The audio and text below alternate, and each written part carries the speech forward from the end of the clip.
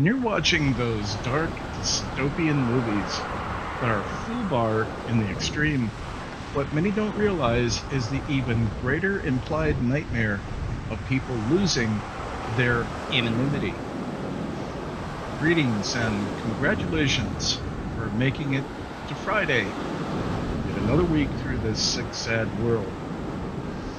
I recently found out from a spot on the news, and I have every reason to believe it's true, that something monumental is taking place in the UK, particularly in London.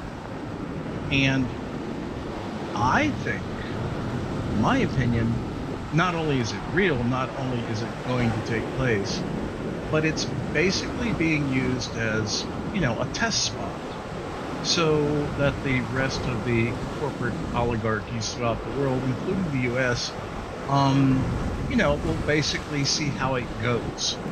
It's kind of like a dry run, you might say. And what that is, in case you're not aware of this, is the elimination of money. That's right.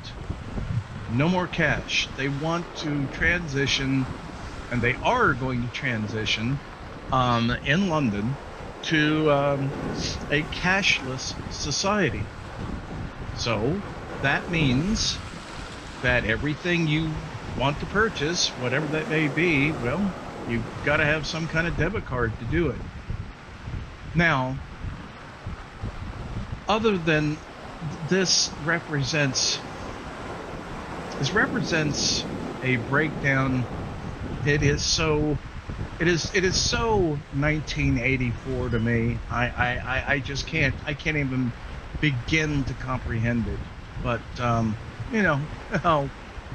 I'll try my best to go over this and to explain its implications.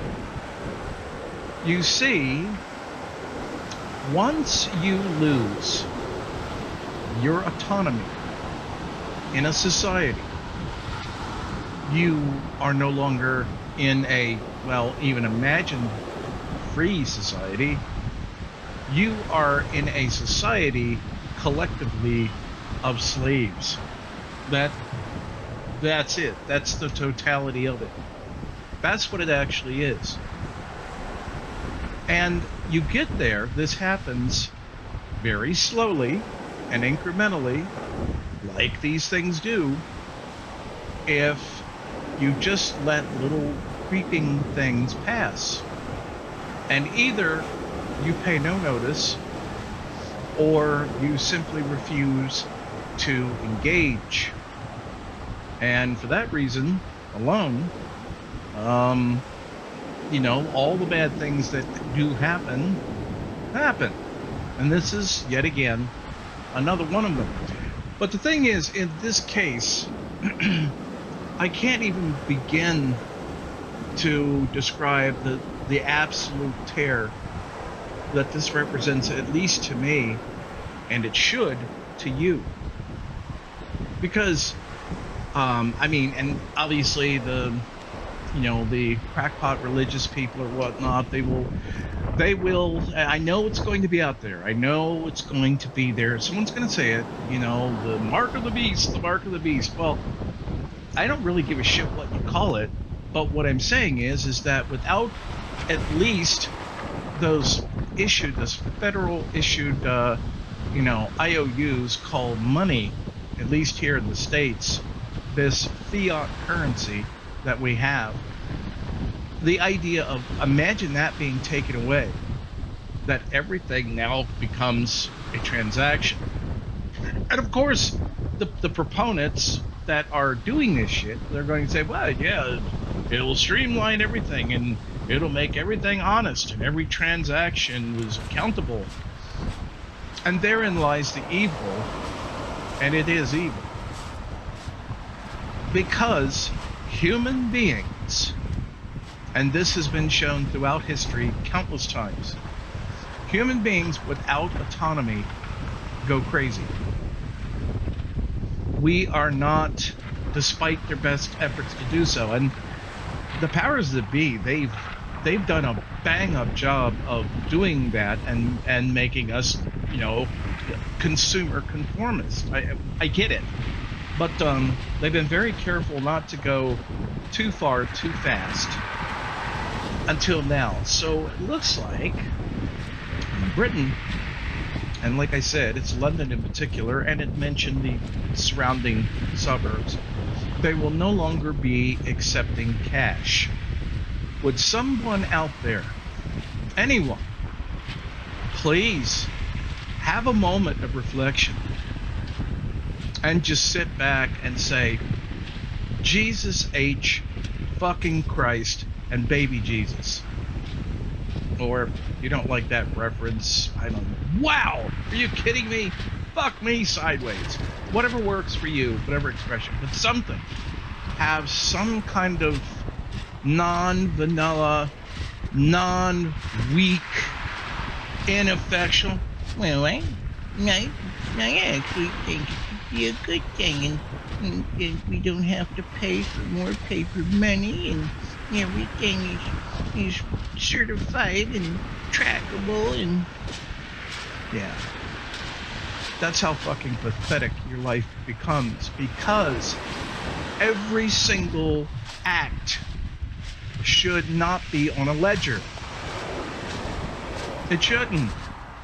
That is the basis of life, is spontaneity and fun. Imagine how far do I have to go to imagine for you before you'll get outraged and pissed off that everything about your existence, our existence, is being taken away. And people just stand around like deer in the headlights. I don't know if it's a collective trance. I don't know. I don't know what it is, but I'm like, you know, the person's standing on the fucking track. Here comes the train barreling down the track, and for whatever reason, I can't reach them. But all I can do is holler. I can scream. I can scream the top of my lungs, please get off the fucking tracks. And yet they stand there transfixed on the train. So, this is a very bad thing in every way, shape, and form, because what it represents, the bigger point, stop focusing on the money, stop focusing on actually what they're talking about. See the forest, not just the trees. The forest it's about you losing your autonomy.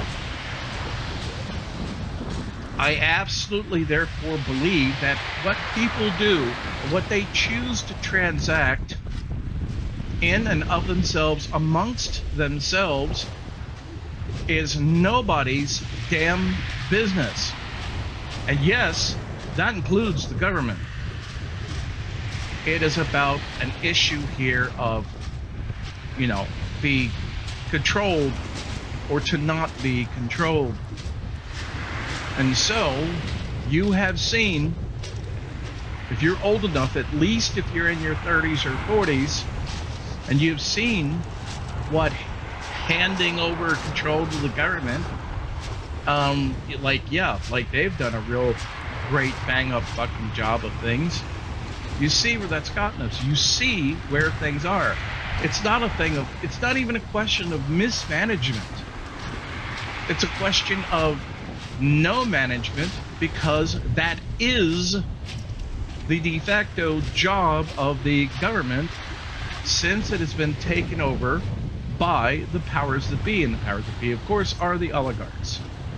So the oligarchs, they don't give a rat's ass. They want society. They're doing everything in their power, whether that be through race relations or what have you, to build this magnificent powder keg, so that they're creating the conditions to create the powder keg that will inevitably blow up. And then there's pandemonium, and then whenever there is pandemonium and it gets so bad and people lose jobs and people are starving, whenever there's general chaos, eventually when there's enough suffering, that's, they will come to the God and they'll say, please, we'll do anything. Please, give us food, give us housing, give us our old jobs back. Please, we'll do anything. because that's exactly what worked for Hitler. It's the same old thing all over again. And so, if it's going to happen in Britain, it's going to happen elsewhere, because Britain is simply a test ground. And I fear to God what's going to happen. If that happened, I'm not saying it's going to happen immediately. It might be 2-3 years down the road. I don't know. But if they establish it, that is, if they proclaim in the UK that it works, okay, because they're the controller. Oh yes, this works. Then they're going to want to. It's going to spread. And yes, that means it's only a matter of time that it will be proposed and it will be passed, because they want it to pass, because the most important thing is for the citizens to lose the last vestige of autonomy that they have. Hey there. Just wanted to show you my absolutely amazing Earnest Mann show tote bag. And what makes it so amazing?